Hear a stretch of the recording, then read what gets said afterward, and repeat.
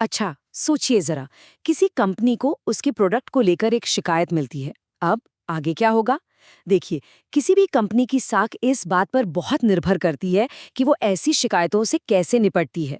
एक अच्छी प्रक्रिया न सिर्फ समस्या को सुलझाती है, बल्कि ग्राहक का भरोसा भी बनाती है। तो चलिए, आज ऐसी एक 5 स्टेप वाली प्रक्रिया को समझते हैं।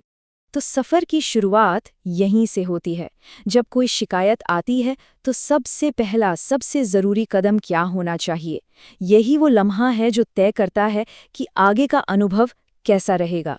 ये सिर्फ एक सवाल नहीं है, बल्कि एक कामयाब समाधान की पहली सीढ़ी है। पता है, हर शिकायत अपने आप में एक मौका होती है। ये हमें बताती है कि हम कहाँ और बेहतर हो सकते हैं। और जब एक बना बनाया सिस्टम होता है ना, तो हर ग्राहक को ये भरोसा रहता है कि उसकी बात को गंभीरता से और एक ही तरीके से सुना जाएगा, चाहे शिकायत छोटी हो या बड़ी। तो ठीक है, ये रहा इस पूरी प्रक्रिया का एक रोड मैप। ये 5 स्टेप की एक प्रोसेस है। और यहाँ एक चीज पर गौर कीजिए, हर स्टेप की जिम्मेदारी एक ही रोल को दी गई है, जिसे यहाँ बीडी सतेंद्र कहा गया है। इससे क्या होता है, कोई कंफ्यूजन नहीं, जवाबदेही एकदम साफ रहती है। तो प्रक्रिया शुरू होती है जानकारी को सही जगह पहुंचाने से।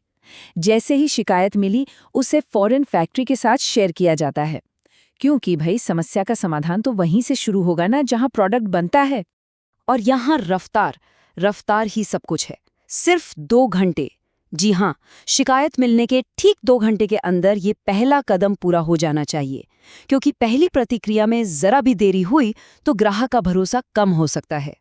तो इस पहले स्टेप में असल में करना क्या है? बहुत सिंपल है। जो शिकायत का फॉर्म है, उसे किसी भी सबूत जैसे कोई फोटो या डॉक्यूमेंट के साथ सीधे एक ईमेल पते पर भेजना है, ipqa@sfil.in। इससे ये पक्का हो जाता है कि सही जानकारी बिना किसी देरी के सही टीम तक पहुंच गई है। अब देखिए ये टाइमलाइन कितनी तेजी से आगे बढ़ती है।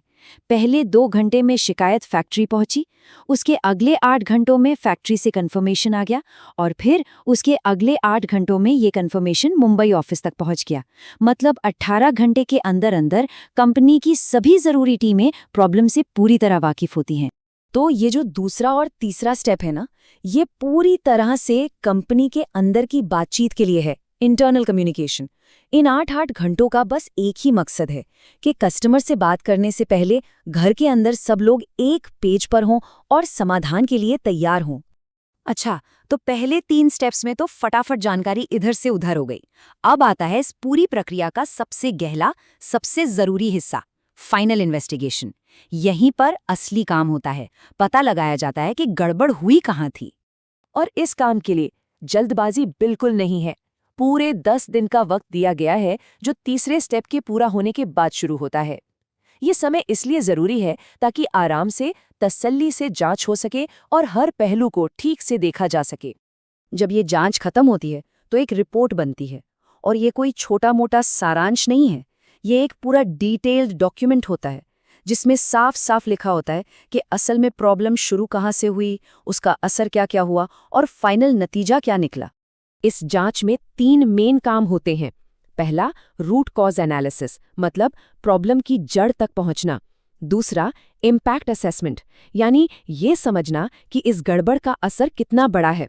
और तीसरा, कंट्रोल सैंपल्स की जांच करना, ये देखने के लिए कि क्या दूसरे प्रोडक्ट्स में भी तो कोई दिक्कत नहीं है। जांच हो गई, रिपोर्ट बन गई। अब आता है आखिरी और शायद सबसे जरूरी स्टेप, ग्राहक से दोबारा बात करना। यहीं पर आकर कहानी पूरी होती है, लूप बंद होता है और ग्राहक का विश्वास फिर से बहाल होता है। और जैसे ही जांच रिपोर्ट तैयार होती है ना, घड़ी फिर से टिक टिक करना शुरू कर देती है। टीम के पास सिर्फ 8 घंटे होते हैं ग्राहक को ये बताने के लिए। मतलब जैसे ही हल मिला, तुरंत ग्राहक को बताना है, कोई लेट लतीफी नहीं।